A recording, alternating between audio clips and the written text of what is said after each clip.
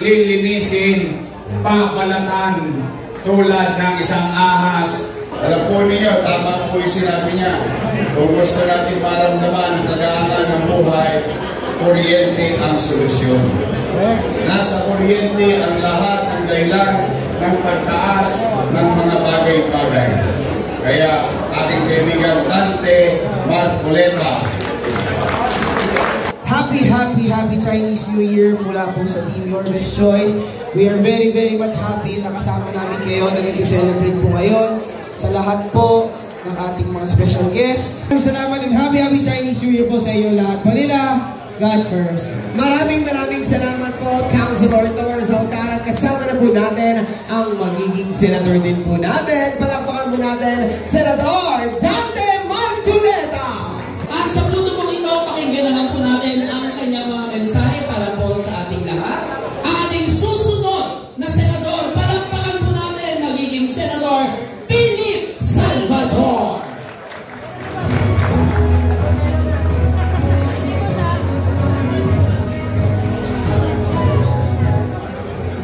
Kong Elfa Choy, magandang tanghali na po sa ating lahat. Alam ko po, gutom na kayo. Ituloy nyo lang po yan, nakikita ko kayong lahat. Ang sarap ng ating pagsubok. Ako po'y nagpapasalamat kay Mayor Isko at ako'y naimbitahan dito ngayon. Chinese New Year. Unang beses ko lamang po ito. At ang tiyempo ko po, I was born year of the snake. Oo, Mayor. Year of the snake ako pa naman. So, kanina si Sir Happy Toothpaste, binanggit niya nga na year of the snake ngayon. At kailangan balatan natin yung mga nag-dry ng mga skin natin upang magkaroon tayo ng pagbabago. Pagbabago ba po? Pagbabago po ba gusto nyo? Yes! Gusto nyo ba dito? Yes! Hindi mo kayo nakikita. Gusto nyo ba dito? Yes! Itaas nyo ba yan? Totoo ba yan? Yes! Mahal nyo ba si Isko? Mahal nyo ba si Maiste? Mahal niyo ba si Kawapon? Mahal niyo ba ang Cookie ni Mocha? Si Bob Alvarez? Si Rolling? Si Chris? Pero gusto ko mahalin niyo rin ang mahal na mahal ko na sinusundan ko kahit saan siya nabidoon. Rodante Marcoleta. Ngayon, mahal nyo rin ba? Sinunan nyo ba ko na ba? Magdalang mahal nyo, paano naman ako? Pwede po ba ako makahingi ng konting pagmamahal ninyo? Pwede po ba? Correct action! Salamat po. Maraming salamat po, our soon-to-be Senator Philip Salvador. At sa mga pagkakataon po ito, mga minamahal po namin kasama ngayong katanghalian. Maraming salamat po sa inyo po ang pagbibigay ng pagkakataon na makasama po ang ating magiging muling magbabalik naman ng lungsod ng Maynila. Hello? Ano, napagod ba kayong maglakad? For the first time, hindi kayo nakakita ng motorcade. Nagparada tayo, naglakad tayo. Because we wanted to make our community feel that we are celebrating with them. Not only for other reason, but of course, being with them. Sa kalsada, sa tindahan, sa bahay at tahanan ng bawat Filipino-Chinese community na nagse-celebrate dito sa downtown, dito sa Chinatown. Kaya sa inyong lahat na mga nagpunta rito, maraming salamat sa bawat isa sa inyo. Palakpakan natin ang ating mga organizer And I would like to give special mention to our guests, our visitors. Particular na sa ating mga Chamber of Commerce, ang aking 30 years ng kaibigan. Opo, maaaring magtataka kayo, bata ako, matanda siya. Pero matagal na kami magkakilala noong panahon pa ng Dutch Entertainment. Maalala nyo si Kuya Germs, laging may binibigay na birch tree. O, meron din siyang binibigay na toothpaste. Happy Toothpaste. Dr. Cecilio Pedro, palakpakan natin. Ang ating kaibigan, Samuel Uy, ang Chamber of Business Club, Chinese Business Club, sa ating grupo Shanghai Chef, Dr. Judy Licia, President natin Sria, Hydro Basketball Team Boyka, at sa mga iba pang mga Filipino-Chinese group and association na naparito. Sa mga chairman, barangay officials ng 3rd District at District 1, may dumayo mga taga-District 1 dito. O shoutout naman sa mga barangay chairman, kagawad ng District 1. Maraming salamat sa pakikiisa ninyo dito sa ating celebration. To our friends who greeted us, and on behalf of my friend who is in Singapore right now, and hopefully may awa ang Diyos ay siya'y gumaling sa lalong madaling panahon, ang ating kaibigan si Willie Ong. Sa ating kaibigan, naipit lang siya, pero pinababati niya pagbati rin sa atin ng ating Senador Bong Go sa ating lahat. Kay Kuya Ipe, Philip Salvador, mas maganda yata Philip Senador. Yan? Kaysa Philip Salvador. Philip Senador. Ang ating kaibigan, ang kuya namin sa industriya, at nakasama ko rin siya nung nag-uumpisa pa lamang ako sa Pamilya Valderrama na isang pelikula, Blues by Second Films. Noong araw. Sa ating Secretary Benhar Avalos, sa ating kaibigan, alam po niyo, tama po yung sinabi niya, kung gusto natin maramdaman ang kagaangan ng buhay, kuryente ang solusyon. Nasa kuryente ang lahat ng dahilan ng pagtaas ng mga bagay-bagay. Kaya aking kaibigan Dante Marcoleta.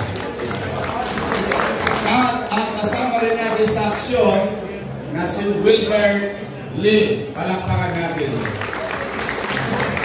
Nandito ang aking mga partner. Nandito ang aking Vice Mayor, Chia Chensa, Apple Nieto, at ang ating mga Your Miss Choice, mga Batang Maynila. Mga Batang Maynila. Pagkatapos siyang kumain, meron siyang ihanda. Meron siyang cookie. Natikman niyo ba ang cookie ni Mocha? Mamimigay siya mamaya. Masarap yun. Bilang dessert after natin mag-lunch.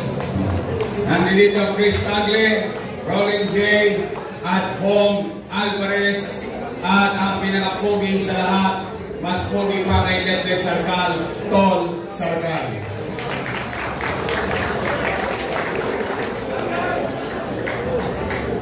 At siyempre, kung ako'y may partner sa Vice Mayor, as Vice Mayor, ako naman may tunay na partner.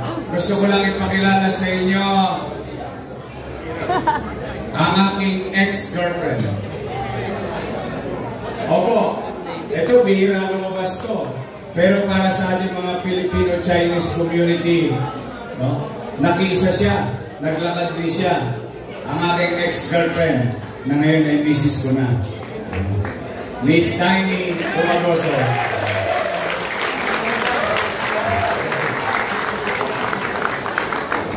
Today we are celebrating New Year for our Filipino-Chinese. Naririnig niyo ba sa likod? Pwede makisuyo para makikapulma sila. Ayan. Kaya na lang kayo sa gately. Pagbilang. Ayan.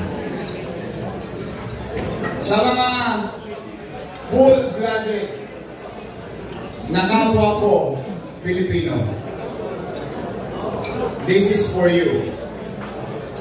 I would like to remind you our long history and heritage with our Filipino-Chinese community here in Manila. One, it's the largest in the world. It's the biggest Filipino-Chinese or Chinatown in the world. But to my fellow full-blooded Filipino, maybe hindi lang natin napapansin. But let me take this opportunity to share to you the name Ongping or Ongping Street. Mas kilala natin sa Binondo. At hindi natin pwedeng kalimutan ang bagay na ginawa niya sa kanyang kapwa Pilipino. Si Roman Ongping is a Filipino-Chinese individual. Of all his resources and ability, tumulong siya para makamit natin ang masayang araw na ito na sama-sama tayo nagse-celebrate. He spent all his resources to help the revolution, the Filipino Revolution against the Spaniards and Americans. Just so you know.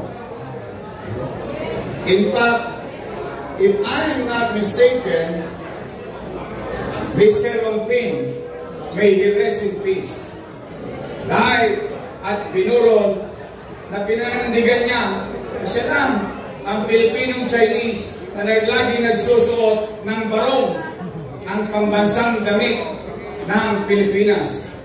Yes, it's true. That's why I would like you to give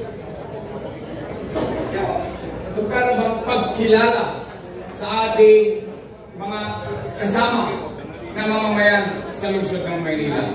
And I'm telling you this so that later on, the next generation, the next youth, or mga susunod na kabataan, that the prejudice that we were taught when we were young on how we call them in our community ay mawala. Sapagkat tayo, katulad ng sinabi ni Samuel kanina, while it is true that he has blood in his vein called Chinese blood, but in his heart and all other Filipino-Chinese living in the city of Manila, here in Chinatown, ang puso nila ay pusong Pilipino. So, now, Year of the Snake. Ang sabi daw, ang ahas ay pusang nagbabala para may bago siyang magandang aura. Now, I think about 103 days from now, may awa ang Diyos sa tulong niyo, and let this word cross the streets of Ongping, Salazar, and so on and so forth in the entire city of Manila. To our fellow Filipino-Chinese, pumanatag kayo, may awa ang Diyos sa tulong nyo. Someday, muli nating lilinisin, papalatan tulad ng isang ahas ang lungsod ng Maynila upang makita ulit ang kanyang ganda at gina. I guarantee you, in my own little way, what you have experienced with regard to cleanliness orderliness, at kapanatagan ng pamumuhay sa lungsod ng Maynila na naranasan ninyo noong panahon ko ay muli kong ibabalik sa bawat kalsada, eskinita, kalion at boulevard ng ating lungsod. So muli, huwag kayong mawawalan ng pag-asa. Tama ang sinabi ni Chairman C kanina. Together, I for one cannot do it alone. But together, we as Manilans, we can make Manila great again.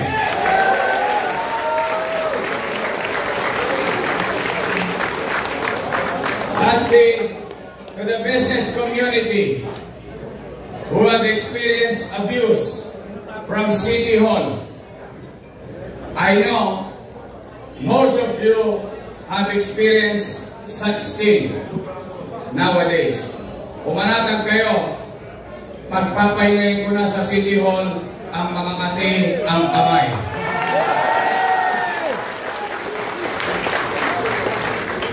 And let be that my message to the entire Chinatown celebrating our Chinese New Year.